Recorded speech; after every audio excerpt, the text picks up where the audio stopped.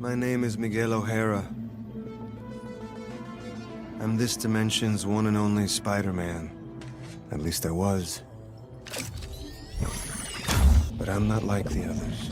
I don't always like what I have to do. But I know I have to be the one to do it. I've given up too much to stop now.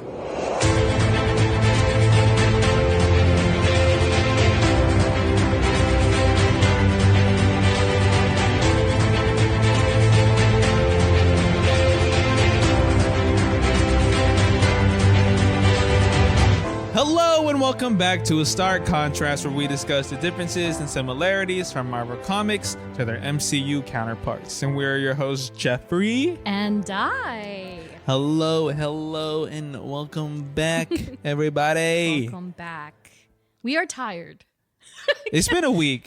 It's been 2 weeks. I've lost track of time again. Yes, definitely. I'm still like reacclimating myself after coming back from Yosemite, even though I've been at home the last 2-3 days now. Sure. And his footsies hurts. Oh yeah, I'm in pain right now. I know. Oh, I feel so weird. I'm in so much pain, but we vibe out. The Lord, the Lord is good. Life is good. Life is good. Otherwise, life is good. Yes. I had a staycation last week. My friend came to visit. And nice. We did all the theme park stuff. We walked 30 miles. I saw that, yeah. 30 miles. 30 in miles. One day? No. Oh. But like across 3.5 days. Oh. 30 miles. It's pretty 10 intense. 10 miles a day. I was like, But and you're not in as much pain as I am right now? I know. I walked 3 miles. Your foot is breaking. And I'm in like screaming pain. Oh my God, I feel so awful. TMI, like Sam was over later and she like, I asked her, can you just massage like the muscle? Because it's like my ankle area. Yeah. So it's like the tendon between like the heel and the ankle. Mm-hmm. I asked her to like, can you just massage it a little bit, please? Yeah. She did.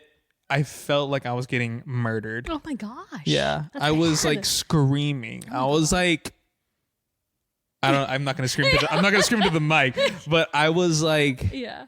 I felt like Gambit in episode 5. How dare you? Dare you? What kind of analogy is that? Okay, that's how I felt. Oh man. Okay, well, shoot. I hope that gets better as much as I hope that Gambit comes back to life. So I guess I can move our I was gonna put this last, but do you want to do some quick reactions to X-Men episodes 5 and 6? We can do some quick ones. I'll touch on 6 first because I think episode 5 was the craziest thing. Yeah. So episode 6, Life and Death Part 2. Part 2. Yeah. Obviously, like I think it was obviously more of a chiller episode of like okay, let's take it back a little bit. We know we know we messed y'all up in episode 5, so we're gonna have Storm get her powers back, and also surprise. Yeah. Charles is not dead. Charles is not dead. Yeah, I was going to say, and people have said this about other roles in history, just in general. But I was like, they don't need to hire Ross Marquand if he's only going to voice like 2 lines for Professor Xavier, Like this guy, again, he was on screen as Red Skull for Infinity War and Endgame. Yeah. He has played multiple Marvel characters in just pop culture in general. He's such a great voice actor. So I was like, they're not going to hire him just to do like Magneto, and that's it. Like they're not going to. He has to be in here for a long game. Lo and behold, Professor Charles Xavier is very much alive, and he's very much in space. Yeah. Where we last saw him in the original series, and he was dying before. So I'm curious how, or if they're even going to address, like, did he get better? Was he even sick at all? Is that part of continuity? Yeah. But he's back. Dude, it was so cool watching that episode because we've done our Professor X episode. Sure. So I kind of knew like I saw like because I watched it with captions. Yeah. And so I saw like the name Lilandra, and I was like, wait. And I was like, isn't that? I love Lilandra. I was like, wait, whose love interest is that? And then I was like, oh. Yeah. And I was like, bird people I know. of Shi'ar Empire. The Milky Way ghetto. The Milky Way ghetto. fine analogy in the entire thing. To describe Earth is insane. Yes. But also not wrong. Exactly. Yeah, so that episode was really good. It's like, okay, like now episode 7 is going to be like a reunion almost. Because I think we said, they're all coming together. Would you say now. 10 episodes? 10 episodes. 10 episodes for season 1? Yeah. Wow. Okay. Yeah. So we're almost there. We're at something's going to happen. Yeah. Big and stuff. Sinister is doing some crazy stuff. I know. Boulevard Trask is in some crazy stuff. Yeah. It's wild. All of it's wild. It's great because again, they're really achieving the utilization of like their time. So like every second is crucial in its own way, even if it is a slower episode. Overall, it's very, very meaningful and it all has purpose and it's like, oh, it's so good. Yeah. And then episode 5, I think, my God, is one, I mean, depending who you're at, but I think it's like one of the most like violent portrayals of in television. I would, and say I was so. because I remember like when after Cable came and to Gene and he left and the attack happened, I was like, Madeline, this is damn. You're right, Maddie. You're right. Yeah. I was like, this is a very violent scene. Yeah, like it's so these incredible. Sentinels are just murdering. Yeah, they don't look as crazy as the ones in Days of Future Past, right? Yeah. But they're still so scary because they just, especially this one, because this was like a intensified version of Master Mold with its multiple heads and stuff. But what I don't see, or at least because I don't really actively search for things. If I see it on my For You page, I'm like, cool. But otherwise, I have not quite noticed anybody making this very obvious comparison and correlation of how episodes are treated storyboard wise to anime. It's like straight up anime. That's what I saw. There's 3 specific parts of that episode that came straight out of Evangelion. And I'm an Evangelion nut. Like, nice. Like the part where Magneto, says like, we will be avenged or whatever. Oh, yeah. And he throws the train, right? Yeah. That's straight out of Evangelion. It's like in Evangelion, it was like a, extending arm or something. Yeah. But it hit that the way that they use silence and sound. Yeah. Is so incredible. And it's very animated. It was straight, like there was no music. Yeah. It was just sounds. Yeah. Yeah. And then also Rogue looking at her hand is straight out of Evangelion, but I don't want to say what it is in Evangelion, but she's looking at blood in her hand. And then of course the entire Gambit scenario, like him fighting in general is very dynamic. And then that final cut where he's just like, the name's Gambit, remember it? And then even like the power surging through him, yeah, dude. Stab, all of that. Like even that stab, I was like, oh my gosh, that's very. I was like, that's very visceral. I was like, as soon as I saw that, I thought of you, and I was like, I felt everybody's energy focus on me in that very moment, like on different whatever. Whenever people watched it, but I could feel when I watched it, I was like, oh my God, everyone is gonna be like, are you okay? And I got like 12 text messages that day. I was like, for when I watched it, so my friends and I got up really early because we were going to Los Angeles and we're going to go to Universal Studios and do Mario Land or Nintendo World and all that. So we got up really early. So we're both getting ready, but I was like, I gotta watch X-Men because I'm not gonna have time until tomorrow, maybe. And so I put it on the iPad as we're getting ready. We're both getting ready, and so we're both watching it. I'm like, finishing up. Yeah. And it gets to that part, and I was like, whoa! I was like clapping. I was like, oh no, he's gonna die. And then the minute he was coming in for the kill and he said stabbed. Yeah. I literally stopped what I was doing and I was like, oh my God. And then he said the line, which is a line from the first series. Yeah. And then he blew everything up. I was like, what? And then it got worse because then they showed the Rogue part. Yeah. And I was like, I legitimately was laughing. I was like, Cass. And I was like, oh my God, that's my boy. And then I started going, I started bawling. I was crying. I was bawling so hard. I was watching with my roommate, and I remember just like we were staring at. We were like, "Yeah, dude, what? They did that." We were like, "What just happened?" Then I kept watching it. And then I kept watching more that scene. Sure. I like watching like reactions. Yeah. So I watched reactions on YouTube. Yeah. And the more I watched that scene at the ending, the more I was like, God. yo, I am crying right now. I wish I had recorded myself. Like, who could ever know, right? Like, unless you have some sort of idea of what the premise is, I'd be like, nah, I'm not gonna waste. And then I think Lenore's reading of that last line, I was like, incredible. yo, she's acting her ass off right now. I was like, holy crap. No, and so incredible. Like, so incredible. And of course, she kind of foreshadowed it at WonderCon and saying that, like, oh, there's parts of this series where I really had to dig now I know that what deep. she meant when she told us, like, Exactly. like she's like, oh, like, don't even, like, there's more, trust me. Exactly right. And so she is really giving it. I just adore that woman, and her performance is incredible. And so, I'm very curious what this next episode is going to be like in the last 3 in the series altogether. The cut to black killed me. Oof. And then then all you hear is Sugar after and I was like, Jesus. I was like, oh my God. I was like, what's going on right now? I know. Oh my God. Everybody was well, yeah. Cannot wait for the rest. Yeah. Oh, God. And so speaking of X-Men 97, I have to get up for this. But I got something from Disney Movie Insiders. Woo! We're just going to have to rely on your reaction, Jeff. Okay. All right. Dai is digging something up from her coffee table in her secret compartment. And it is... What the... Oh, my God. Oh, my God. Yeah. That's humongous. Isn't it awesome? It is the X-Men 97 poster on the logo across VHS tapes. Yes. It's whoa. Yeah.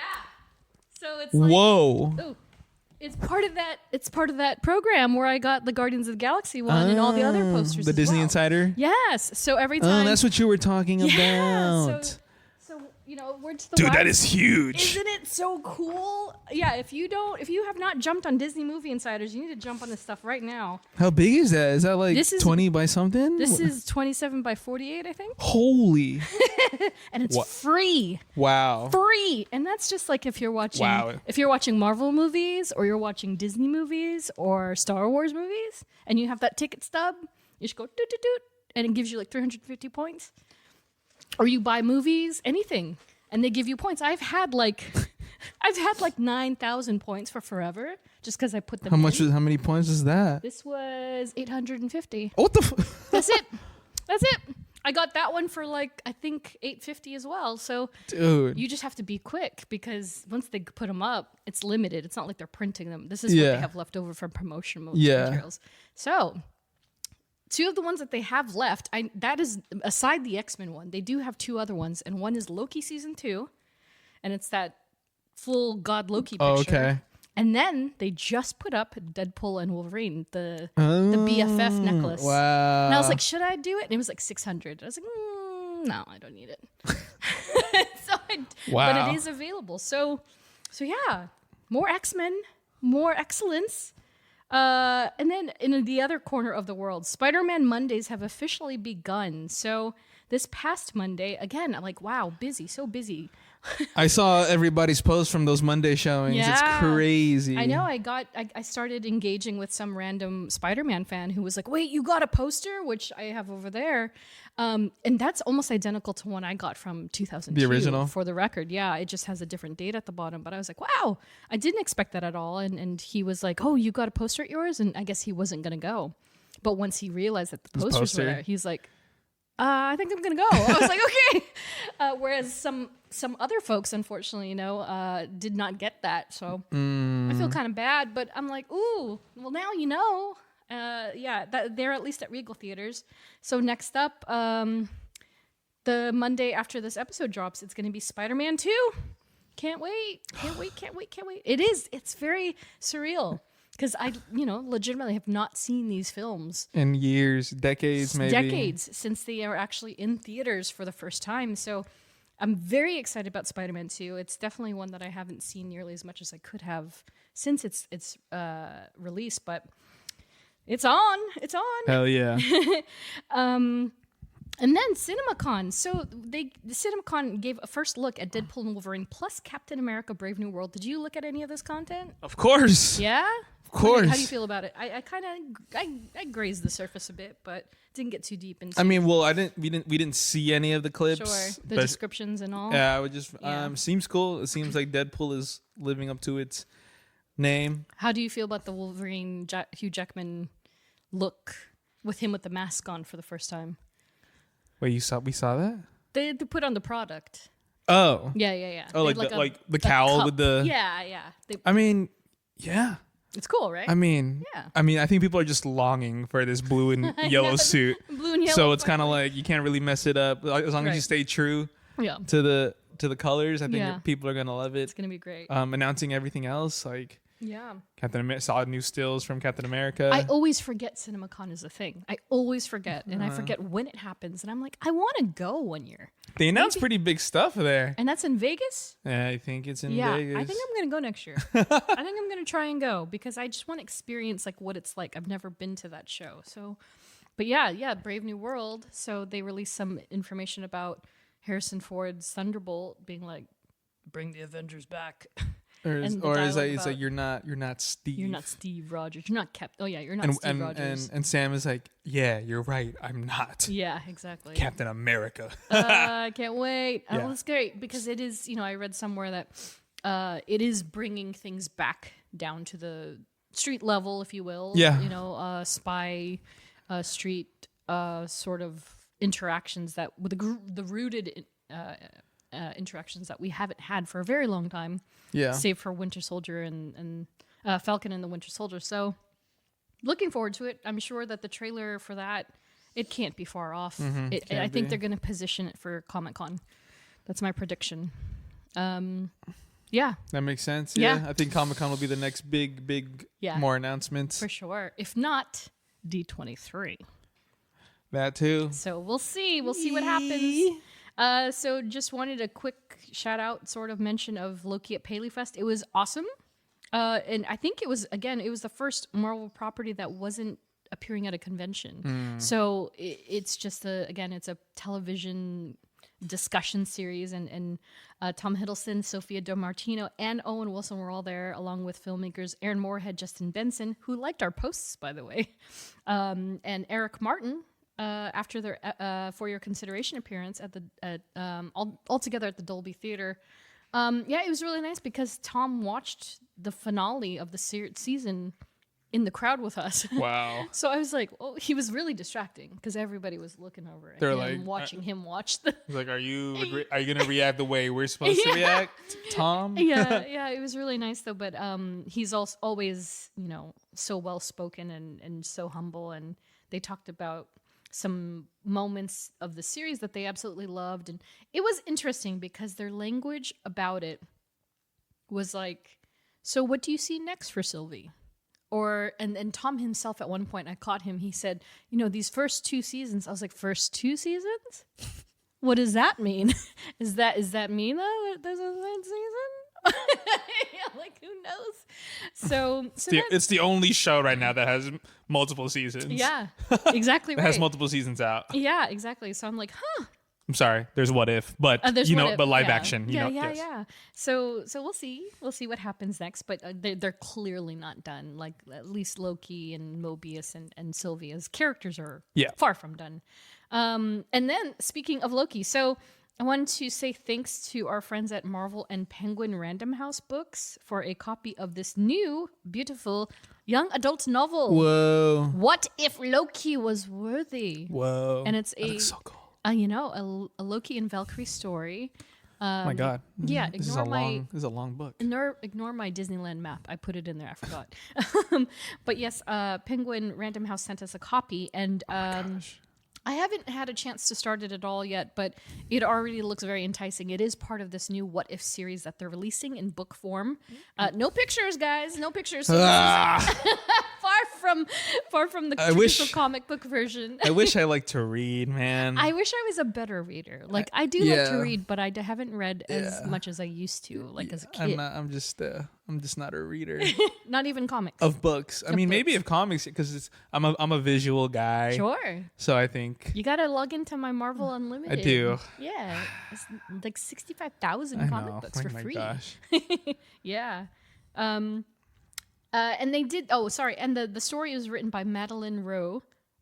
Yeah. Rue. And so apparently there are 2 more subsequent titles coming out soon.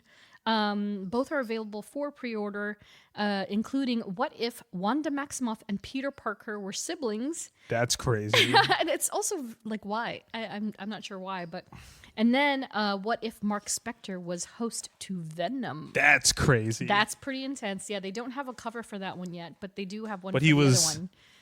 Moon Knight still? That's the question, right? Like, is it just Mark Spector? Yeah. Because it could be an Eddie Brock situation. Yeah. It's just Mark Spector instead. Who's so just he's schizophrenic. He's a schizophrenic, yeah. With a Venom symbiote? Symbiote? Yeah. Like, Interesting. So yeah, those 2 novels are coming out. Loki is available right now, so you can get that wherever your books are sold. And then stay tuned for Wanda Maximoff and Peter Parker were siblings, and Mark Spector was host of Venom. And last but not least, I wanted to give a shout out to White Gold Industries and White Gold Grails for my X-Men mesh shorts. Nice. I love those shorts. Nice. I remember I was like, it's like for the 13,000 follower giveaway. Nice. And when I read it, it was simple as just comment with your favorite X-Men. And I dropped a Gambit gif, as I do. And I was like, I'm not going to win, but I just want to use a Gambit gif. And then lo and behold, your girl won. One of 2 people. Yes, sir. And then so they sent me a pair of the hero version. There's hero and villain. And I was like, oh, no. Give me that villain. Give me the heroes. And so I got them, and they're fantastic. They're cozy as heck. They are selling a new edition that are yellow and blue. And they've got the infamous Gambit basketball scene on it. And I was like, I don't know, might get them too, but we'll see.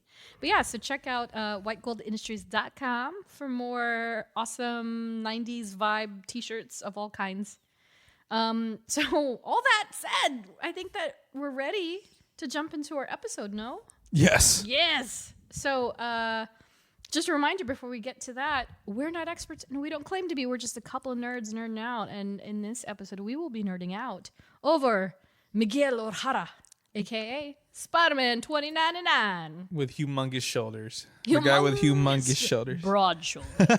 Broad shoulders. So Miguel was created by Peter David and Rick Leonardi, and he first appeared in The Amazing Spider-Man number 365. It has a very cool holographic cover that you can't quite tell from a digital perspective. Let me cover this price up so you can guess it properly. But this is what it looks like. And so this was early on where it's a hologram. So, so in real life, it was like harder cardstock for the cover, and this portion was like a hologram card. Whoa. So when you moved it, it's like Spidey was like swinging. Yeah. And so this issue was cover dated August 1992. Speaking of all good things, 92.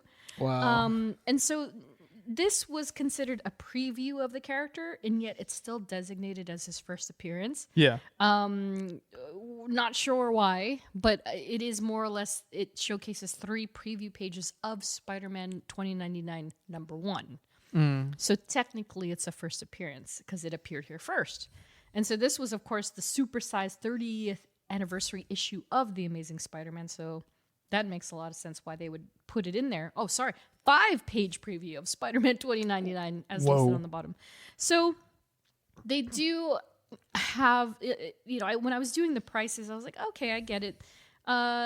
You can also pick up Spider-Man 2099 number 1 cover dated November 1992 to get both. But they have comparable prices. Like they're both pretty much aligned. You could get them for about the same price. Pretty reasonable all around. Now, do you want to guess how much cover price? This holographic, let me just zoom in. How much does hologram cover of 30th anniversary Spider-Man? So now we got holographic cover. Yes. And we have 1992 where inflation has gone up. Yes, and it's a supersized issue. So it's bigger than 8.5 by 11. Not that way. More pages. Oh. More pages. Ooh. Yeah. More pages. More pages. So let me read this thing here. Inside, the most shocking event of Spider-Man's life, plus gatefold poster of Spidey, Venom, and Carnage, plus Stanley and John Romita Sr. reunited, plus the return of the Lizard, plus A 5-page preview of Spider-Man 2099. All in this one issue. With a hologram cover and cardstock. 85 cents. 1992? I mean, is that too high? It's too low. Oh. Way too low. Man, because I remember the 70s, 80s was like... But this is 92. I know, but damn, it went up that much. Yeah. Damn. Yeah. Let me go. This one will surprise you. Oh. $1.50? No. That's not even half. Wow. This issue, inflation sucked, man. The 90s. Which is crazy because this issue is about as much as the regular issues are now, which is almost backwards. But this issue at the time of its printing was a cool $3.95. Oh my God. Which was a lot of money. That's expensive. Yeah. You know how much I had to save just to get this $5 comic book? Dude, remember when McDoubles were $1? Exactly. Hash browns are $2.99 now. One hash brown. Dude, a McChicken is like $2 something now. Crazy. I want to cry. Do not like. Yeah. So $3.95. $3.95 in 1992 was a big deal, you know? And so on Shortboxed, I found a CGC 9.8 with a remark and a signature from artist Mark Bagley. And so Mark Bagley, again, he's rather iconic as far as all the Spider-Man books are concerned. So he did a sketch on the cover, and so you could get that for $700, and it's still not the highest price. A regular version with no signature and no remark is up for $725, whereas on eBay it's just slightly more expensive.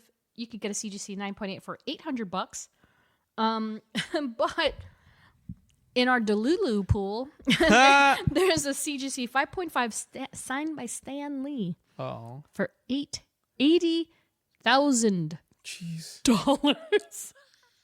At that point, it's like, you know, you don't want to let it go. So why do you have it up? What comic book just sold for like 1 point something million? Was it the first issue of Superman? Yeah, Action Comics. Yeah. Jeez. Yeah. The very first edition of Superman. First edition of Superman's first appearance, yeah. Jim's faces are the best. Just imagine having that money. You're like, you're going into your local comic book shop. You're like, I'll take that Action Comics and that, the Amazing Fantasy. Yeah, that'll do it, I think. And that's like, okay, that'll be $1.9 million. It's insane. It's so crazy.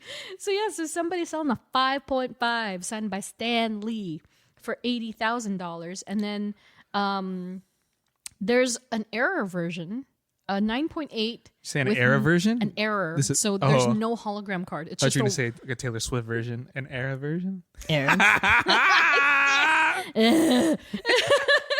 So there's an error version where there's just a white space. Speaking of Taylor Swift, there's just a blank space. See? Where does she get it from? I don't know. By the way, Tortured Poets department is dropping tonight, I guess. It's now. So I've heard. Yeah. I've heard. So I've heard. But yeah, so there's one without a hologram card. And that is, you know, as we've seen in previous episodes, that's actually a good thing in some ways. If you get one that has some defect, some irregularity, it's worth more. Jesus. So someone's selling that for $19,500. Oh my God. Why couldn't I get into comics when I was a kid? Oh man, see, I'm waiting. I need to grade all my babies. And so the lowest on the lowest spectrum, Shortbox had a CGC 8.0. That's the lowest that they have on Shortbox. 8.0. So it's relatively modern. So unless you took really bad care of it, there's just no way you're gonna have a bad copy. But you could get that for $49. Or $125, depending on who you're buying from. It's not bad. It's not bad. And then on eBay, a CGC 6.5 last sold for $5.50, which is insane because the grading alone costs $70. Oh wow! So that guy got it graded. Oh yeah, and it still cost. And it only sold for $5. That's crazy. But again, this is a prime example of if you're a smart shopper, and you just want the book for 6.5. Okay, cool. $5. Boom. That's less than a latte, at this point. And so the fair market value for the book, again, don't buy over this cost. This is just the fair value. $145 to $196. So if you're paying $200, you're okay. It's given back to whoever's selling it, you're good. But if you go anywhere higher than that, you're paying too much. And then, Raw, you can get the issue as low as $1 if you play your cards right. So it's less than it cost when it came out. That's crazy. Which is very strange, all things considered. But that's the game. Yeah. They overprinted it. Let's just say that much. What's your first exposure to this character? I mean... Movie? Pretty sure the first... Yeah. In the Spider-Verse. Sure. The famous, iconic post-credit scene. The stinger! Yeah. Yeah. It was so crazy because I was like... I remember everybody was just like, what is it? Wow, there's a stinger at the end of this cartoon movie. And then it's like, oh my God! It's Miguel O'Hara! Like, people who knew who he was freaked out immediately. I freaked out because I was like, oh my God, it's Oscar Isaac. Oh, yeah. Because, I don't have allow me to say this up front. I don't have a huge attachment to 2099 just because I love Peter Parker so much. Yeah. But I understand why he's such a big deal. And we'll get to that obviously in this episode. But yeah, I wouldn't have expected you to have heard about him before that at all. No, I don't think so. Yeah, unless you played older video games or maybe got a whiff of one of the Spider-Man cartoons. Maybe. It wouldn't happen. Yeah. But I do have a couple of trading cards here. I have more than this, but I only chose these two. So you can see very quickly, not your traditional Spider-Man, but very similar to that you see on screen. Menacing. Yes. It's actually quite accurate too. So I'll give you this one if you want to take a look-see. And I will read from the 1993 Marvel Masterpieces. Oh, this is going to be interesting. So, trying to rid himself of an addiction to the drug Rapture, I'm already messing up. Alchemax why am I messing up? I'm keeping this in. Alchemax geneticists Miguel O'Hara forever changed his life when he was accidentally bombarded with the genetic structure of a spider. Granted superhuman strength and agility by this ordeal, as well as his razor-sharp barbed talons on his fingers and arms, Miguel adopted the identity of one of history's greatest heroes, Spider-Man. Now, the Spider-Man of 2099 roams the streets of New York, protecting the innocent from the variety of villains that exist in his malevolent metropolis. Yeah. Nice. Yeah. So clearly, it's not just a number. He is quite literally from the future. Yeah. In 2099. And so, I mean, I imagine all of that was very new to you because, it's worth saying that in the films, they don't give you an origin at all. Yeah. He's just there. He's just there. He was chosen because he made the mistake in his world or whatever it was. Right. So he decided to take on this mantle, daunting mantle of protecting canon events. But so let's rewind a bit. Let's go back to the comic book version. So Miguel O'Hara. So I might say O'Hara or O'Hara. It's really O'Hara because he is Irish Mexican descent. So Miguel is the Mexican part, obviously, and then O'Hara. O'Hara. I don't know. O'Hara. Scarlett O'Hara. So O'Hara, Miguel O'Hara, is the Irish portion.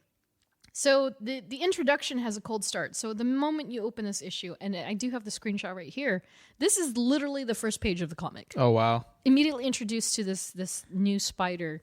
And he's in flight, in swing, and they introduce this futuristic metropolis. And so he's swinging along the city, New York. They don't call it Nueva York like they do in the film. Oh, really? That is primarily a Spider-Verse thing. But in the comics, they just call it New York. And you get an immediate feel for his process as well as his strength and ferocity. So like you said, menacing. Like the whole thing is like, he's not your friendly neighborhood Spider-Man. He is not. He's very gritty. And so, and I wanted to mention, I made a note here that, in New York, in this version of New York, they don't curse at all. They say shock. For everything? For everything. So they're like, what the shock? Like, shut the fuck. No, wait, no. Shut the shock up. Yeah. Oh. Yes. Like, yes. You Holy shock. Yeah. That's exactly right. So they say shock. Interesting. I don't remember if they have a reason for that. They just don't. That's how they get away with it. other than the symbols expletives. Yeah.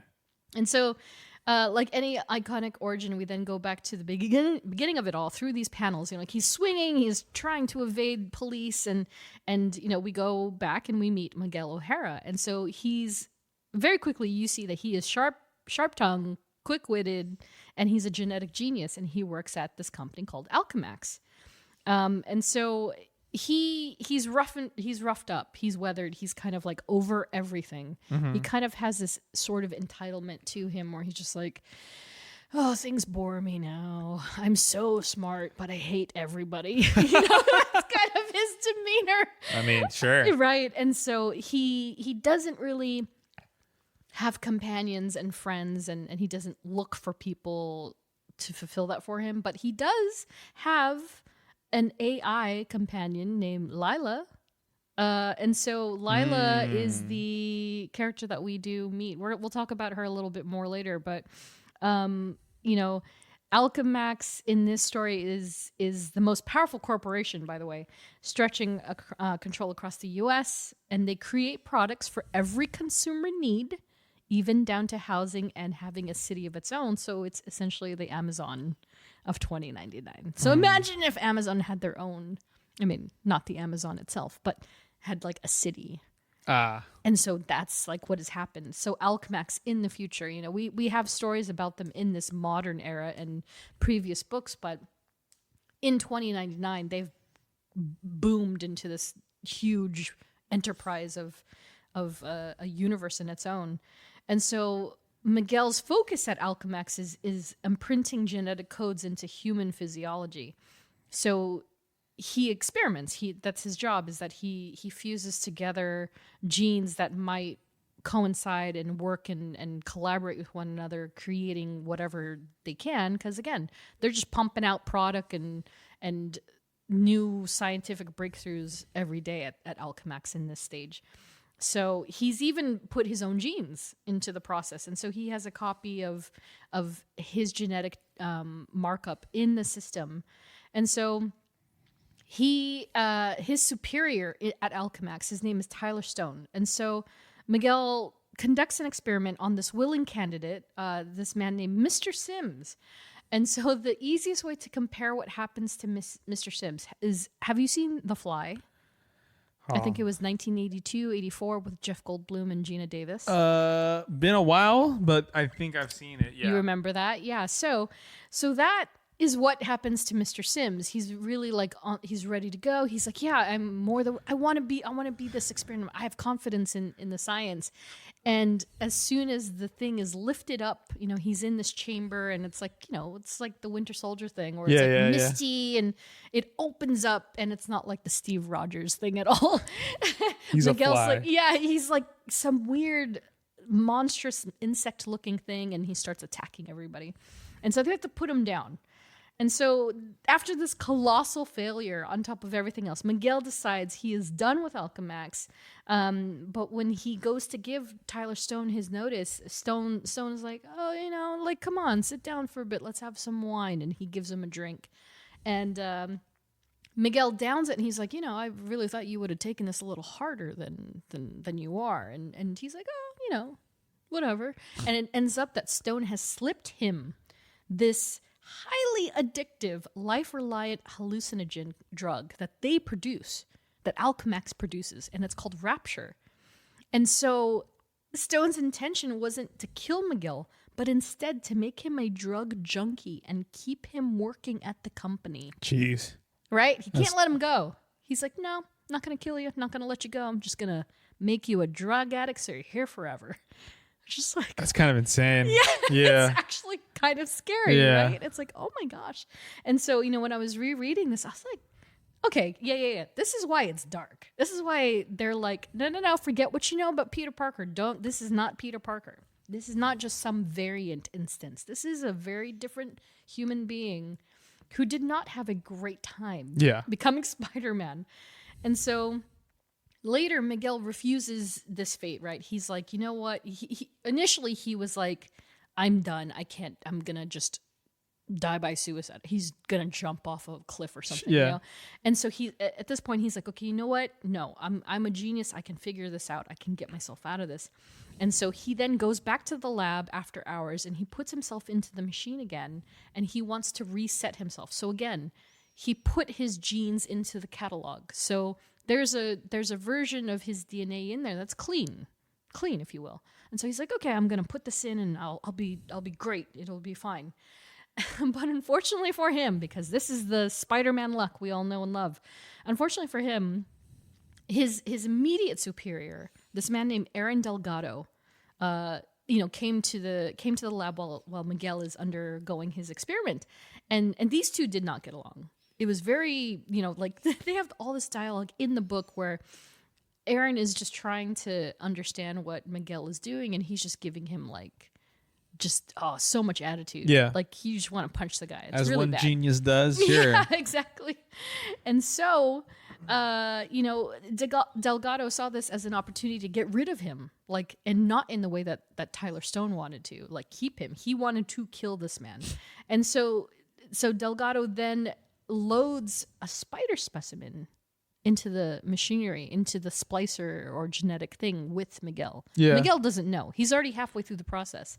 So he overrides and he puts in this spider signature, and the process it makes the machine explode. It overloads. And so Delgado's like, haha, finally, I got rid of him. You're dead. And then, the thing opens like it did with Mr. Sims, but Miguel is still alive. And he's still intact, but he's just like, oh, God, what happened? And so Delgado's like, okay, well, I have to kill him myself.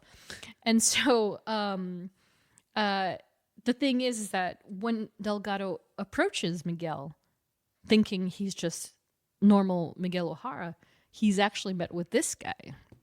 So he is like a human spider, but still a more human than spider. Yeah. So you see, these are the talons, actually. Yeah. So they're coming out from under his fingertips. Oh my gosh. And he has fangs. And his eyes are different. Yeah. So this is his first exposure to light. And so Miguel's new mutation swiftly takes hold, and then Delgado is shaken. He starts shooting at Miguel. He pulls out a gun. He's like, won't you die? And he's like, boo, boo, boo. And so they start shuffling, and then the machine finally gives way. It buckles. It explodes. And the top portion of Alchemax just, like a hole bursts through the, 129th floor. And so Delgado he's dangling from the side, and Miguel kind of comes to his senses. He starts to regain consciousness more fully, and he's not hissing and acting like a spider anymore. And he goes to try and save this man. He wants him to die. They both want each other to die, but he's like, I can't consciously let this man just fall. So he reaches for him. But the thing is that he has no control. He's like Toby in the first movie, or even Andrew in his first movie, where things are getting sucked to him. And he grabs for Delgado, but his talons are inside of his skin. And so he starts slipping and then just starts ripping his arm. And Delgado, he's like freaking out. He's like, you're hurting me, you're ripping my arm off. And then he falls, he dies. No. And so Alchemax and its security then look for what happened, because of course they all arrive on the scene. Alchemax has their own security, hub too. I think we talked about this in a previous episode. But they all arrive on the scene. They're looking to see what happened, and then they spot this mysterious person, shrouded up and also butt naked for what it is. And then they send this cyborg named Venture after this experiment gone wrong. And so Miguel quickly realizes the gravity of his new powers and responsibility and pieces out. He's like, nope, bye.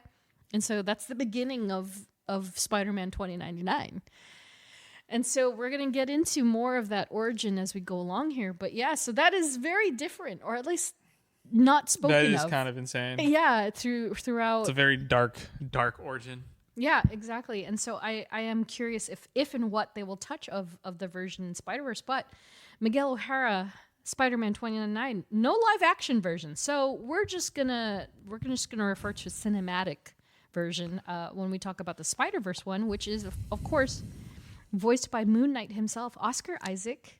First introduced in 2018, by the way.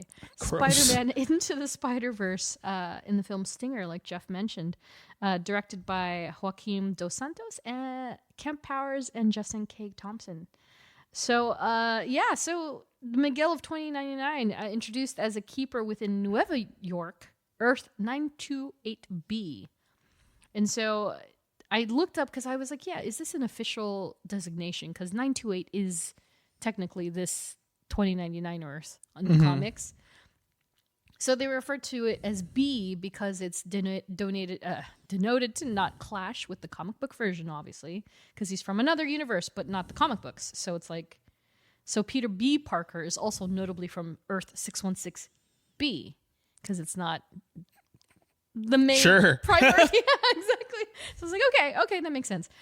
And so the idea of canon events is what essentially drives Miguel in the second film, where we do get to know him better, and he is menacing and daunting and a bit scary. And but Miguel's his reality is altered by the canon events and the lack thereof, and they start to destroy the universes that they're resolved from. So canon events are necessary. They're necessary evils, basically, is what the premise of Miguel's goal is as far as the films are concerned.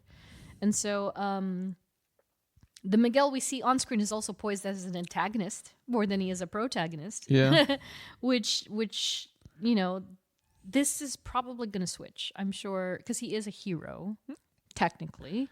Yeah. But he's not a villain. They make him to be daunting and scary, but he's not a villain. He's still a Spider-Man. So yeah. So what are your thoughts on Miguel in the films? I mean, he's huge. No, which is so funny because they did that for the film. Yeah, that's what I've heard. Film. Yeah, yeah. I'm like, damn, he got big shoulders. Yeah, and he got voluptuous hair too. That's crazy. Yeah, yeah. Give him good hair. But I think he's menacing. Like when he's in his full suit, it's like, whoa, this guy takes over the room. Yeah. But yeah, and he gets into like this scuffle with Miles, and it's just so like, damn, like you are an anomaly, Miles. Yeah. And that's when Miles is like, nah, I'm gonna do my own thing. You're like, on the train, the bullet train. Yeah. Like that entire scene, the way that, again, like kudos to all these animators lately. They're just so fantastic. Yeah. And the way that they even introduced it in the trailer when he just grabs him and he like slams him down into the train and he's just like all the Spideys. Dude, he's like 4 times his size. He's huge. And mass. He's huge. And yet Miles is still able to kind of hold his own against this gargantuan man of a spider. But yeah, this is my, I would say, not best representation, but like it is a very impactful version of the character because again, like you get this version in the comics and he is a tragedy of his own. He's not a happy man. Yeah. But he is very dark and gloomy, and so he is dark and gloomy in the films, but he's also so freaking powerful. Yeah. To the point where it is ominous and scary. But I love how he is in the films, and I do think giving him the bad cop angle is great.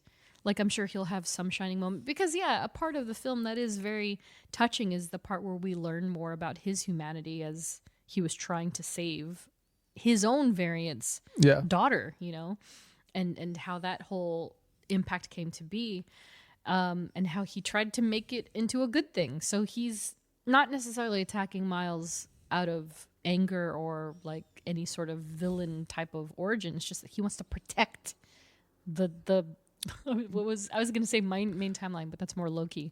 But like I was going to say timeline too. Yeah. But the Great Web, the universe, the Madam Web, the Madame Web, Madame Web.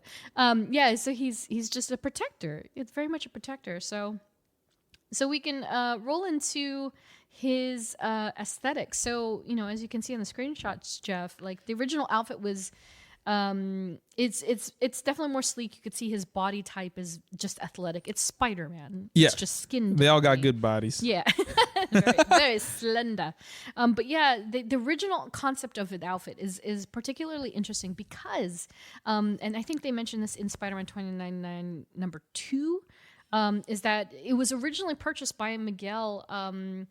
It's a death head costume that Miguel bought in Mexico during a visit during Dia de los Muertos. I see it. Yeah. Like a Day of the luchador. Dead. Yes. Almost. Yes. And so Miguel quips in the comic that he may as well use it because it's quote unquote his days of normal are dead. Sure. So that gives you insight into how his personality is.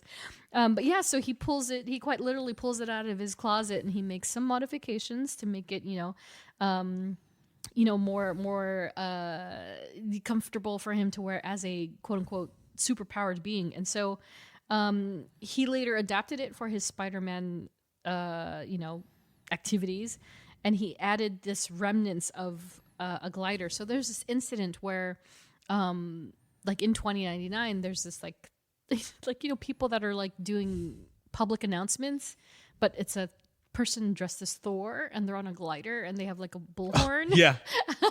And so there's this incident where they crash and whatever, and Miguel rips off part of that glider, and then he's like, oh, this might actually do pretty well. And he initially uses it to hide his face. Like it's kind of like the Daredevil and Jessica Jones scarf thing where he's like, I need something. And he puts something around his face to guise his identity. But he then later uses it as a cape. So the suit itself is designed by the second suit. Okay, I'm jumping ahead here for myself, but what we see in Spider-Verse is a near replica of the comic book. Obviously, it's like you can't change that. You can't change it without messing it up. But it's almost identical. The only difference is the spider itself, and also the webbing. I'm curious why they decided to take it off. Like maybe it's not daunting enough if he has a cape and little webbings. But I thought it's pretty cool as far as the comic's concerned. And then you can obviously tell that the one major difference, at least aesthetically, is the size of him. Oh yeah, he's huge. Yeah. Even in the first, even compared to the Stinger. In the Stinger, he was more or less normal. Yeah, sized. yeah. Oh, then yeah. And in then the sequel, it's sequel, like jacked. He's jacked.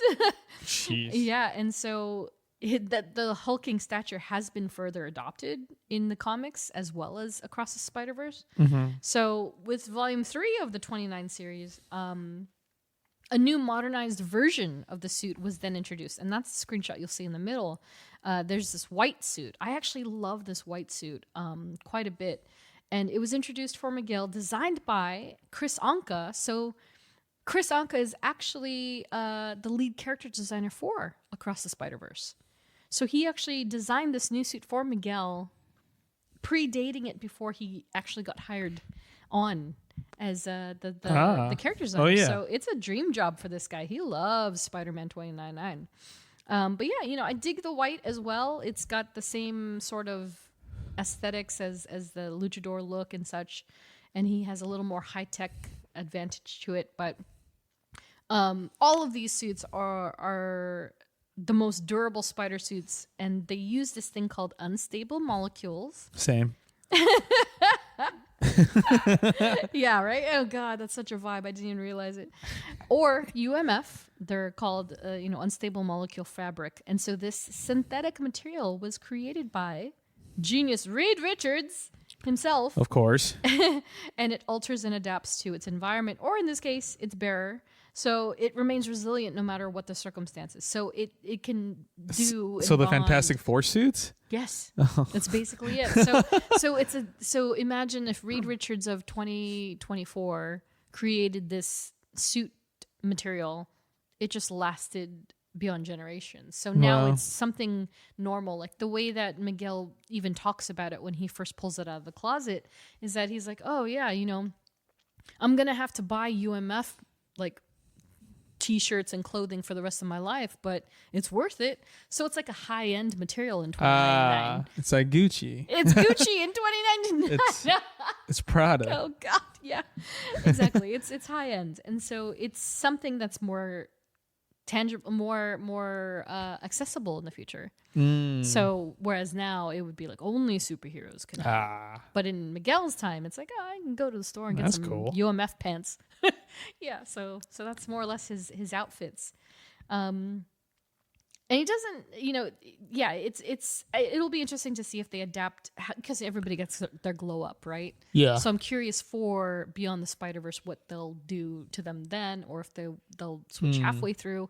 But I think at some point we might see the traditional cape part, the webbing part, or even the white suit. Who knows? So for powers and paraphernalia, this guy, my word, my gosh. So, I mean, it isn't too much different than the Spider-Man we know and love, of course, but Miguel's got his own mixed bag of stuff, including, but not limited to, superhuman strength, speed, agility, reflexes, stamina, durability, tactile sense, and hearing, as well as telepathy, telescopic and night vision, regeneration, talons, fangs, and organic webbing.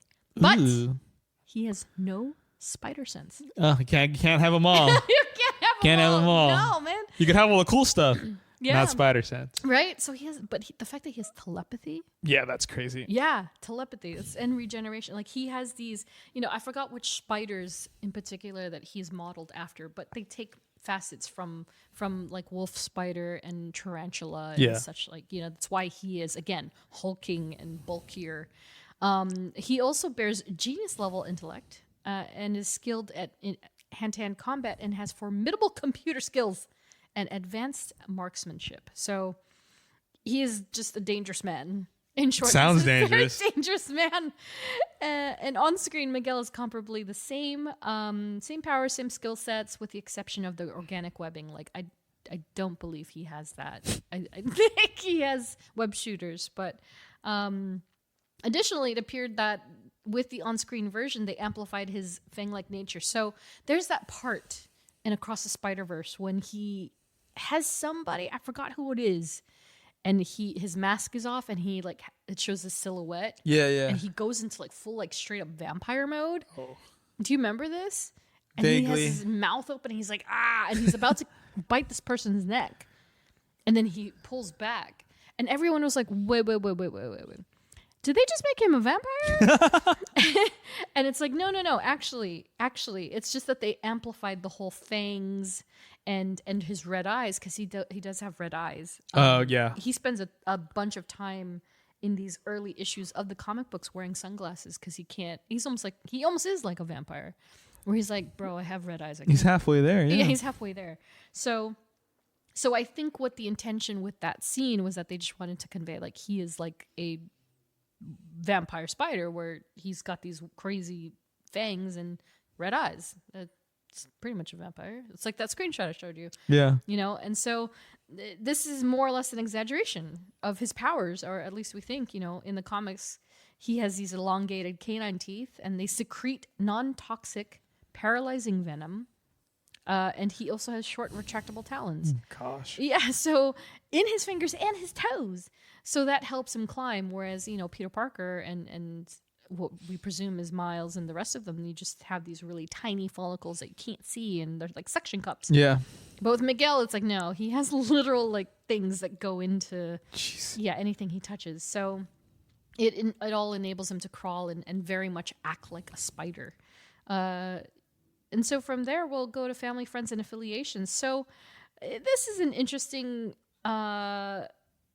group of people. Almost all the characters that we're talking about today, they do not have animated counterparts yet, if ever. So we won't have much to compare it to. So this is just really more of like expanding on Miguel's background and what we could see in the film one way or another. So George O'Hara was his father, an Alchemax employee who assisted in designing the security and surveillance grid for the Public Eye, which is New York's police force owned by Alchemax. Unfortunately, he was not only an abusive husband and abusive father, but George and his wife eventually divorced, and George himself started a new family. He said peace, left, and he was gone. Never heard from again. George was also alienated from his former family, then onward, and then he eventually died at a young age, and much to Miguel's regret, because he quite literally wanted his father to suffer old age. He hated his father. Yeah, well, I've heard that story before. Yeah. And again, like no animated counterpart for him or Conchata Connie O'Hara, his mother. And so, Miguel and his mom, they have a particularly strange relationship. Miguel believing it's all due to the fact that he thinks he strongly resembles his late father. But the truth is, the strain between Miguel and his mother is not that he looks like his father, George, but from the fact that Conchata had been keeping a secret from her son, and that he was actually the love child of she and his boss, Tyler Stone. Oh, gosh. Yeah. So Tyler Stone, the high-ranking executive officer at Alchemax, who also poisoned him with the addictive drug. Dude, these stories are insane. Yeah, it's like, who? What were these guys doing? It's like, I want to be like, Peter David, are you good? Because like, that's oh my dark. gosh, super dark. And so not only was that something, but additional strains stemmed with the reveal of Miguel, of his identity as Spider-Man. And so his mother, when he told her, he's like, when he becomes more ingrained in the world, right? Yeah. He's more known and noticed. He tells his mother he wants to be upfront with her. He's like, Mom, I'm Spider-Man. And she's like, no, you're not. Sure. Yeah, she's like, yeah, right. You're not capable of doing that. And so he's met with total skepticism and denial. And so after overwhelming proof, Conchata, then learns to believe him, and then she reconciles with pride for her son. So she realizes, okay, I'm the one in the wrong here. And so they've kind of worked on their relationship since then. And then there's Gabriel O'Hara, and so this is Miguel's younger brother, and also the favorite son between the O'Hara brothers. Of course. And he's often referred to as the good son. The two have, expected instances of their healthy share of sibling rivalry, something that comes, it's amplified more so once Gabe discovers Miguel's identity as Spider-Man. And he actually knew before his brother told him. So, they kind of had these moments of like, Miguel is, he feels like an ordinary human being while Miguel is, running around as Spider-Man. I'm not sure if I said Gabriel or Miguel right there, but again, no animated counterpart. But yeah, he seems to be kind of like more or less a stunning ray of sunshine, who just is a realist. He's a realist, wants his brother to be well and be healthy, and yet one thing happens after another.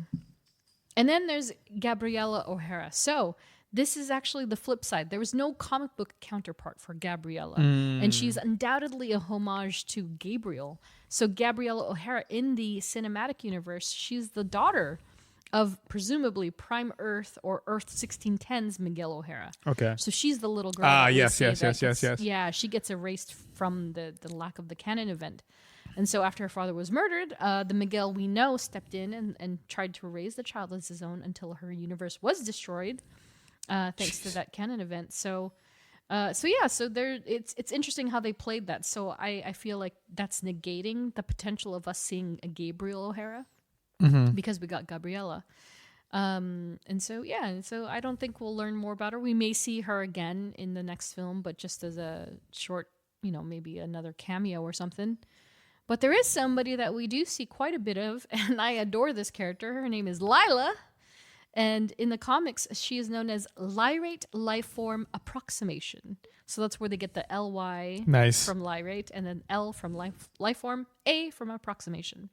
Lila. So she is AI from the 22nd century and the personal holographic assistant to Miguel. She had a bit of, all things said and done, she's quite helpful, very nice. Like if you see in the screenshot, she's just got a vibe to where it's just like almost like caring, like, oh, you got to take care of yourself. You have 6 calls. Let me read them to you. You have to go to the grocery store. Sure. Things like that. But she did have a bit of a Miss Minutes corruption once upon Of course, a time. as one does. And she attempted to kill Miguel's girlfriends because she's prime woman. She's the woman in his life. And so Loser! I was like, wow, that sounds familiar. So very, very similar to Miss Minutes and the whole he who remains sort of dynamic. Yeah. Gross. But despite the 293 different appearances baked into Delilah's schematics, so she can skin herself 293 different ways, Miguel only relied on this Marilyn Monroe look. So this is supposed to be Marilyn Monroe that you see on this screenshot. Okay. And so when early on in the 2099 books, she actually goes through them. She goes through, like, there's one that looks like Alfred from Batman. Oh, I'd want that one for sure. Yeah. And then she rolls through one that looks like Aunt May. Oh, gosh. And he full on looks at her and he looks at the fourth wall. And then he looks back at her and he's like, delete that one. Like, he does not like it. He does not like the nurturing, like, oh, did you do your homework today, Miguel? Would you like some wheat cakes? And he's just like straight up fourth wall, delete it.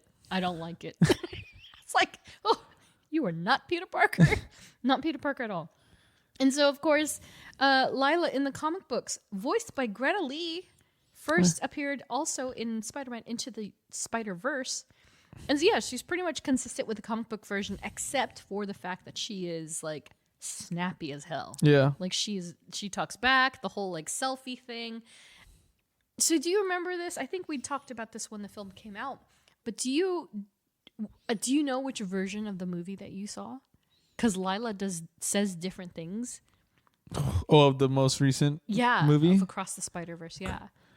I've seen this. Yes. I don't know which version I saw. Oh, really? Yeah. I think I saw the one that was not as common because she did something different at the end of some scene. I should have recollected this better. But yeah, there is multiple versions. I don't know if this is true anymore because I get that was happening because they were down to the wire, I guess, editing the film. And so there were two at least versions of Across the Spider-Verse floating around, and Lila was a big reason you could tell because her dialogue changed. But yeah, I'm curious if that still remains true or if even in the digital version, which version they went with. But otherwise, yeah, I think Greta Lee's version is an awesome version of this character. I think it's definitely more realistic in the sense that she's a great counterpart balance to Miguel. Yeah. And how dark he is in the films, even without this crazy origin story.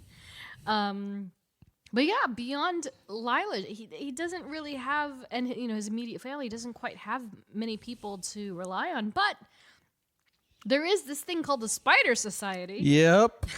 With all the spiders. And in the films, more primarily, Gwen Stacy, Jessica Drew, Spider-Punk, Peter B. Parker, and Ben Reilly. Ben Reilly's so hilarious. He's so funny. Yes. Is that Miguel. Josh Keaton? I can't remember. No, that's I think that's Andy Samberg. Is that Andy Samberg? Yeah. Oh, yes, where he's right. Like, where he's like, yes, we're gonna go there. All right. Yeah. I'm so dark. Look at me. Yeah, so good.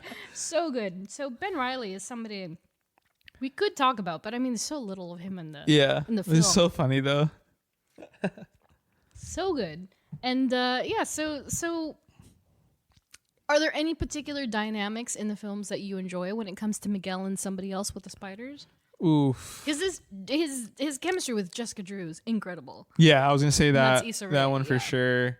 Yeah. I mean, him and Spider-Punk is hilarious. I love anything that has to do with because Spider-Punk is just kind of like, yeah, I'm against the man, but yeah, whatever you say, boss. But also, I'm out. Yeah, exactly. I love him. You know what I forgot? Related but not. Is that I ordered the Hot Toys for Spider-Punk. I think he comes out this summer. Oh. But I ordered him last year. Nice. And I was like, oh yeah, I ordered that. Yeah. I can't wait. It's going to be amazing. It's going to be so cool. But yeah, I don't think I have a particularly favorite dynamic. I think they all have, again, it's like a great balance because there's all these, that's the thing, right? Is that these Spider-Verse films are so great at fulfilling dynamics and balances when introducing literally hundreds of characters at one time. Mm-hmm. And so the way that they have Gwen and how she can be pretty chill, a little passive, a little too passive, and how she balances out with somebody with a personality like Miguel's, and she's still on his side, even more so than she is Miles.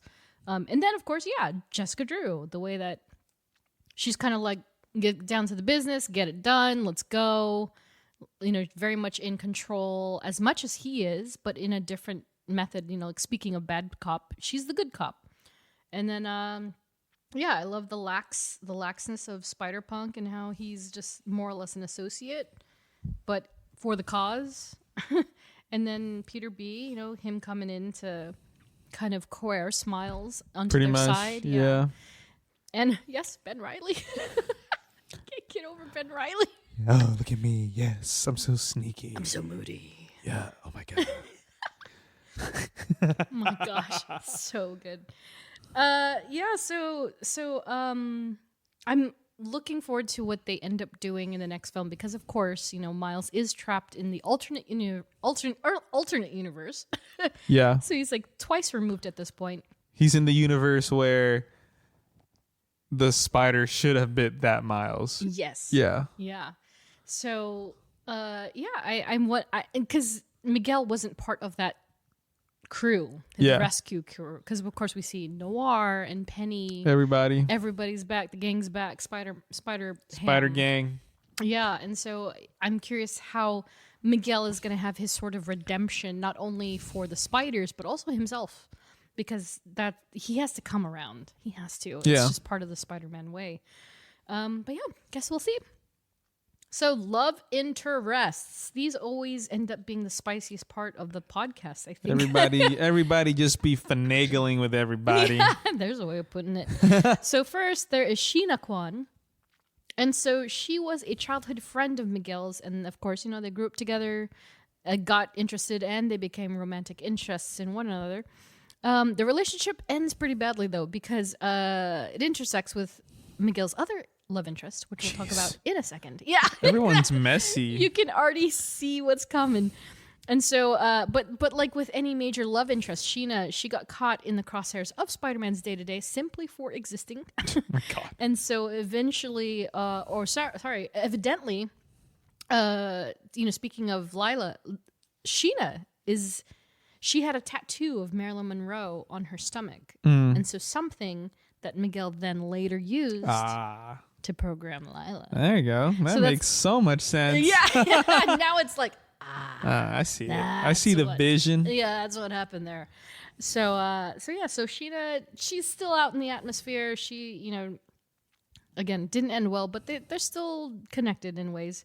But there was a very interesting love interest in Dana D'Angelo. And so Dana and Miguel's relationship is nothing shy of complicated. So I just put bullet points. Bullet point 1, Dana was dating Miguel's younger brother, Gabriel. Bullet point 2, Dana began cheating on Gabriel with Miguel. All right, this girl's insane. Bullet point 3, Miguel was dating Sheena, cheating on Sheena with Dana. And then finally, Miguel eventually proposed to Dana. That's insane. So they just, who did that? Is that ABBA? They started dating each other. Shania Twain. That's Shania Twain. Oh, is it?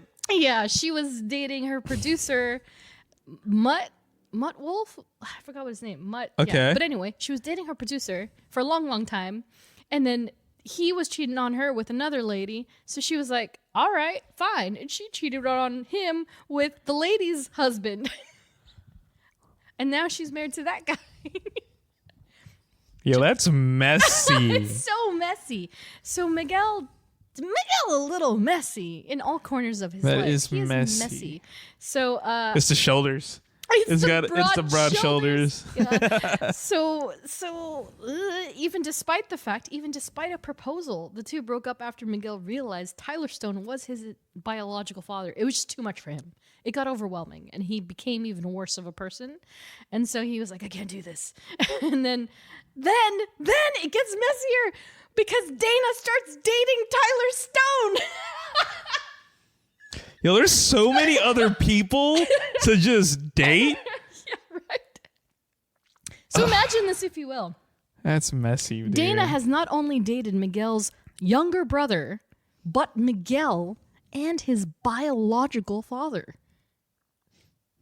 Jeff's just shaking his head. Dude, there's probably like someone like I know that has like done this, not personally, but that has like done this kind of dating circle. Yeah, the layer. And it's so messy. Dip of mess. It's gross. It's so crazy to me. So I was like, wow, this girl. But not in a happy ending per se, but perhaps a wise one. She was later killed by Venom. And deeply mourned by Miguel, but she was killed by Venom. So, karma. That's like the most randomest ending to that story. It's called karma, baby. And it goes around. But yeah, so needless to say, neither of those women have animated counterparts. I do not think they'll be doing that because they have such a almost pure version of Miguel. It's hilarious. Yeah, that's shit. Just that is messy. So funny. Messy Miguel. Messy Miguel. So as far as notable adversaries go, as you can imagine, Miguel's adversaries are very similar, if not straight up 29.9 versions of Peter Parker's, especially when it comes to like Vulture, Venom, Goblin. You just slap on 2099 to that bad boy, and there's a version of it. So Punisher 2099, Wolverine 2099. Yeah, they're all there. These versions always like mess me up, man. Yeah. Like these universes are just they're so fruitful. It's exhausting. It's a lot. I think this is also why I didn't get too deep into it, because like looking at it from a timeline perspective, again, I think I said this in our Rogue or X-Men episode that in 92, when I was a wee lass, I was so into X-Men that I just kind of ignored. Fair. Yeah, right? I was like, okay, I can focus on Spider-Man, but X-Men is my bread and butter. I only have so much mental capacity for this stuff. And 2099 seemed like, I was like, ooh, I don't think I can handle that. So I did not venture that way. So as far as adversaries go, I did look to comic book resources for a list, and I was like, okay, I think I agree with this. And so I just pulled their top three. So the first on this list, speaking of Moira McTaggart that Jeff and I were talking about earlier, Kevin McTaggart. So there's this character named Proteus, and so again, if this last name seems familiar, it is indeed because this Omega level powered mutant called Proteus is the son of Moira McTaggart, a human and ally of the X-Men. This obviously changes in the comic book. She becomes a mutant. That's another story for another day. But Moira McTaggart is the girl in Days of Future Past, right? Friend of Charles Xavier. She is Rose Byrne. Yes. Okay. Yes. All right. Who does not have a Scottish accent or Irish accent that she should. Like I think she's Scottish, Irish. But in the cartoon, she's the one human sitting at the table with White Queen and Banshee. And she says something like, "Who invited him to be on the?" I can't remember what she said. Jeff is mortified. What did she say? That was good. Who invited him to be on the council? And then White Queen's like, of course, the one human speaks. She said whatever she said. Dude, people hate humans so much. Dude, reverse. I mean, it's that Uno card. I get it. Yeah, like, we suck. Right. Yeah, the humans are, the Homo sapiens. Take them back to the Milky Way ghetto, bro. The Milky Way ghetto. Yeah. So Kevin McTaggart, he is indeed the son of Moira in the comics, and so. It's interesting that a human was able to spawn a mutant, but again, it's just part of the genetics that, when they come to maturity, he just happened to mutate. And so in 2099, This storyline actually stemmed from House of M. So he came from present time, and then he jumped across books where Miguel helped this team called the Exiles. And so this was a team, I believe it was Blink and Morph, who we are familiar with now. Yeah. It's that Morph. And a bunch of other, I think it was Sabretooth, maybe, and a couple of other characters. It was very offbeat, almost slapsticky, pretty pushing the envelope team. And so they wanted to stop him because he was time traveling. And so he jumped to 2099 and he became, a thorn in Miguel's side. And he's incredibly powerful. He's not the most powerful by any means, but he is, again, Omega level. So he was wreaking havoc. And so the Exiles and Miguel, came together to stop him. And thankfully they did. But, he and the rest of these villains that we're going to talk about, again, no animated counterparts anywhere. And then there's Carnage 2099. This is exactly what you think crazy. It is. Yeah, so this stemmed in the 2099 Dark Genesis storyline where another Alchemax executive named Michael Eric bonded. And so he kept it like a trophy. He had this specimen of the Carnage symbiote. Yeesh. And so these I think they were robbers or somebody came and broke into his apartment and he wanted to use it to defend himself. But instead, it killed him. Gross. And then used his corpse as like a vessel to function. So it's a dead guy, but with the Carnage symbiote. As if he wasn't gross enough already. That sounds uncomfortable. Yeah. So it drained his life. Used his corpse. It was just running around. I put LOL at the end. I don't know why I found that so funny, but yeah. And so that, again, like Miguel and Peter have so many parallels, and so instead of Venom, it is very much more of a Carnage thing, despite the fact that Venom killed Dana, which is hilarious. Which I find hilarious. So funny. Girl, it came for you. And then topping his list of adversaries was indeed Tyler Stone, his own biological father. And daddy issues. Super daddy issues.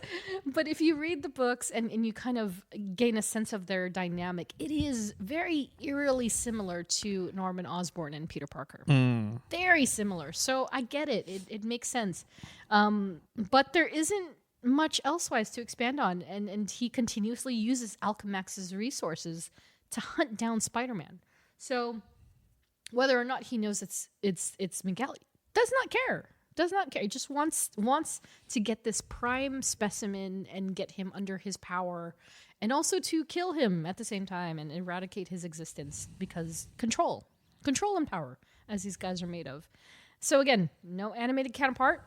And so on the cinematic side, while it's difficult to truly pinpoint adversaries for Miguel in Spider-Verse, like he fought Vulture at the beginning of yeah, that was pretty cool. I don't think he fought anybody else. Yeah, I don't think so either. He's fighting himself. Yeah, he's battling demons himself. And that's exactly right. I think that's pretty much it, right? Like he's fighting back his own powers. He's fighting for his sanity, and he's just trying to get his job done. But yeah, nope.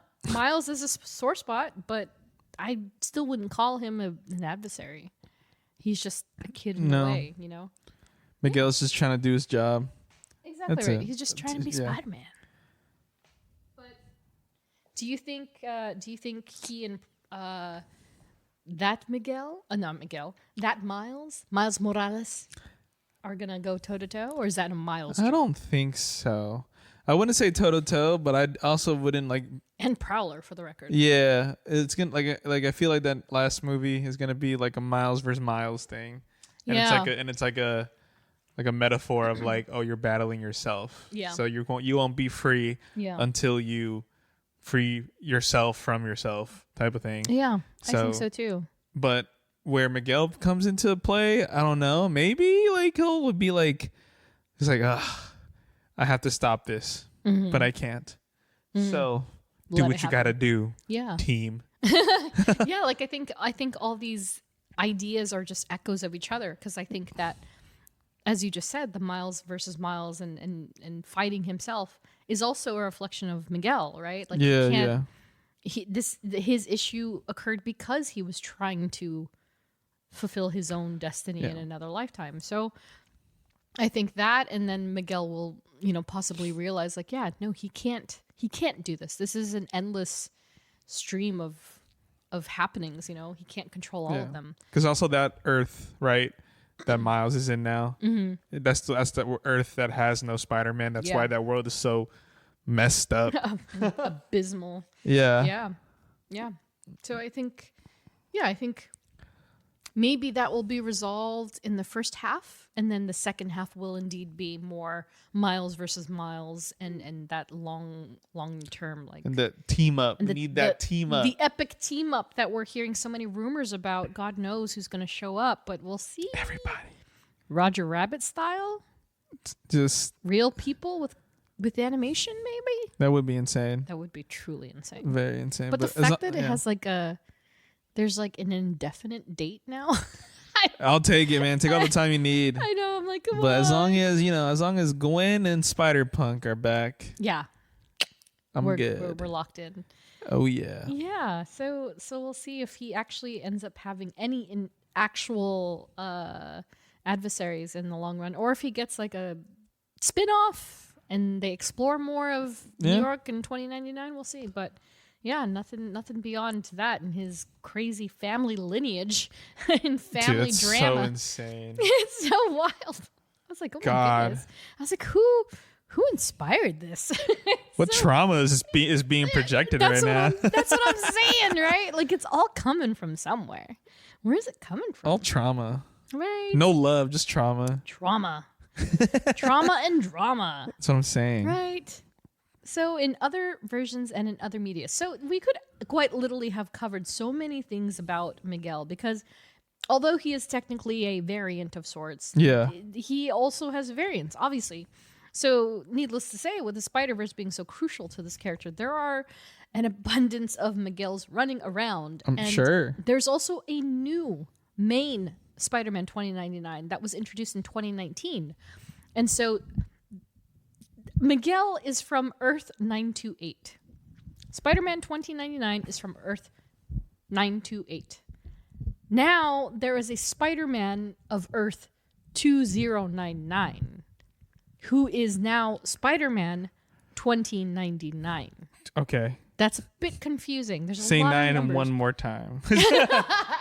Yeah, so it's very interesting. So he is now considered the primary Spider-Man 2099, and he hails from Earth 2099. But otherwise is pretty darn similar to Miguel O'Hara, who, by the way, is supposed to look like Peter Parker, but just a little different. Copy. So this Oscar Isaac version is definitely straying. All I know is Oscar Isaac. Yeah, I know. That's all I care about. It's Oscar Isaac fine. But yeah, so there is a new version of this character, and it's complicated. It's so much more complicated than it used to be. And then of course there are, I mean, this is so wild. Would you believe there are 18 variants of this character in video games alone? 18. Yeah. So it's like Lego, Spider-Man, like, was it? I forgot what it's called. There's this amazing game, Shattered Dimensions. Oh, okay. There's one in there, and of course we see the suit in Sony Spider-Man 2. Insomniac Spider-Man. Yep. And then of course he was mentioned in the Spider-Bot mission in Spider-Man 2. When you collect all of them. Yeah. Yep. So it's like he's right there.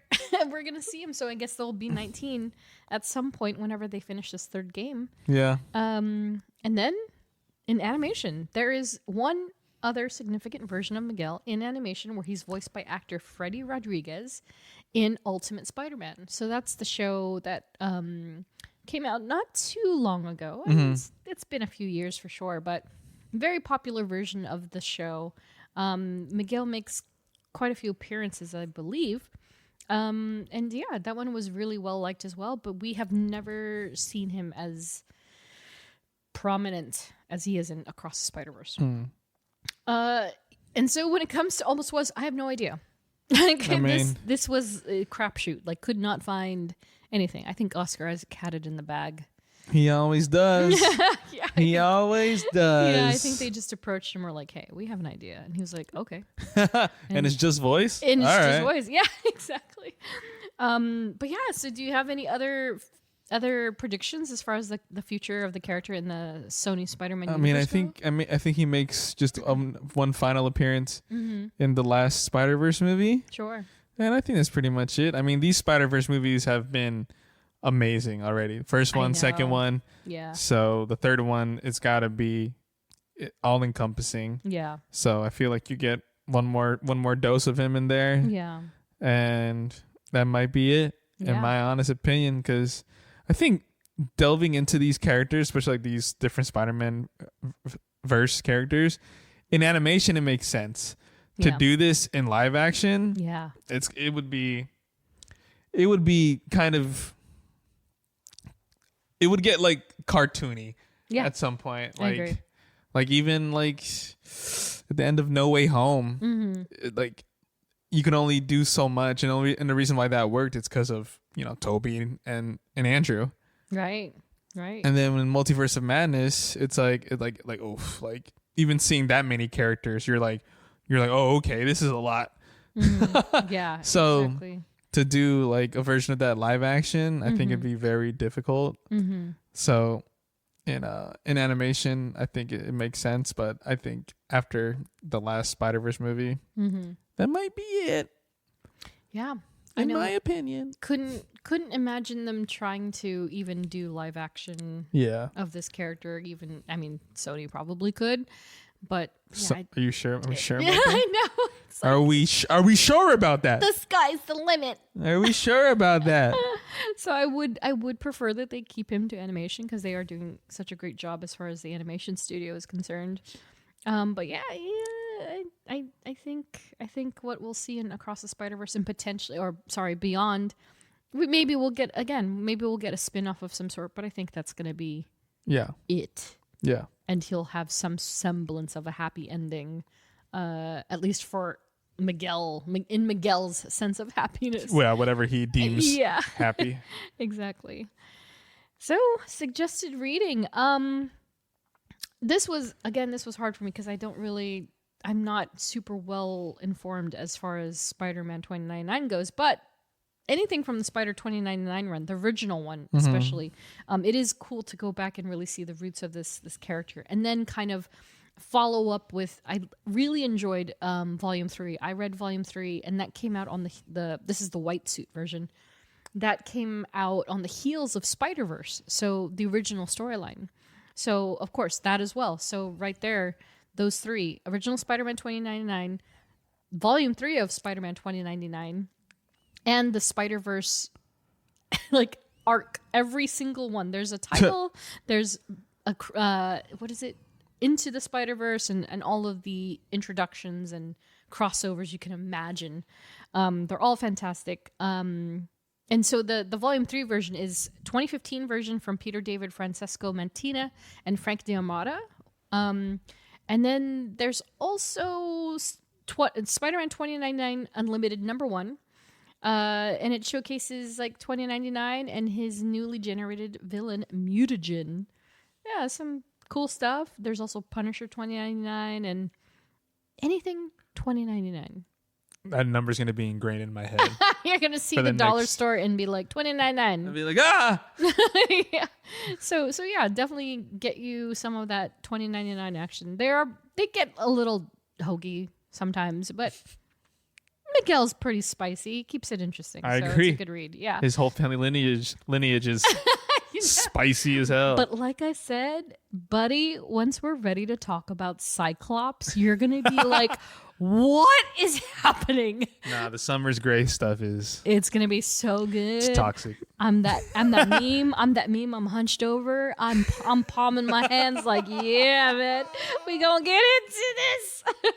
So we can't wait. But before we get to that, our next episode with thunderbolts rumbling, no pun intended, we figured it'd be a good time to finally revisit the world of Black Widow and discuss all things Red Guardian. Oh, the Red Guardian, The yes. Red Guardian, it's me. the Red Guardian. It's me, the Red Guardian. You don't have to get so descriptive. I can't wait. Oh, I'm so sorry. And anyone who's remotely Russian, I'm so sorry. We're already apologizing. So that's the end of the show. And finally, thank you to all of our Patreon supporters, as well as a special We Are Groot salute to Edgar, Andrea, Ashley, Ariel, Andrew, Tyler, Melanie, Joe, Liz, Robin, Ed, Laura, Eve, Jenny, Chris, Nats, Katie, and Sherry. Follow us on social, STRKC and TRST. And if you like what you hear, please review, rate, and subscribe. Woo! And that's the end of the show. Once again, thank y'all for listening, and we will catch you in the next one. See you later. Bye. Shock. Bye. Whoa. What the? I'm Spider-Man. I need you to come with me. Who the heck are you? I just told you that. Listen. I'm from the future. How dare you point at me? You were pointing first. Rude to point. You're being very rude. You're not even believing what I'm saying. Which one pointed first? Spider-Man pointed first, obviously. You're pointing at me right now as you say that. Look at you. I'm just pointing at your pointing. Look at your which finger is right different now. than normal pointing. You are pointing. You haven't seen You're pointing accusing until I me get of through with you, pointing and then while you'll you're know.